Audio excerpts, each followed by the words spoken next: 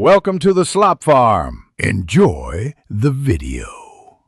You start by picking a trusted photo remove app and installing it. Make sure it requests minimal permissions. First, back up the original file and open a copy so you never lose data.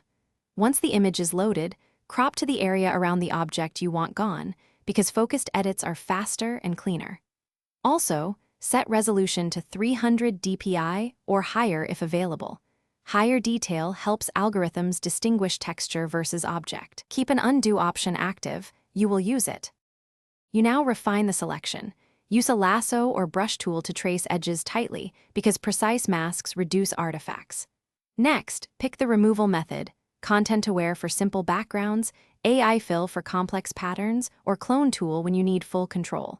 Once chosen, apply a small feather of 0.5 to 3 px to blend transitions smoothly. Inspect the preview and toggle options like sampling area or strength. This is where subtle changes make a big visual difference, so take your time. Finish by cleaning any residual artifacts with a small clone or heel brush. Match texture and lighting by sampling nearby pixels. Once done, toggle before/after to verify seamlessness, then save as a new file and export in desired formats: PNG for lossless, JPEG for smaller size.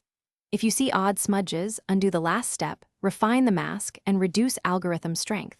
If that fails, reselect the area with a tighter edge and repeat. Always keep the original backup, just in case.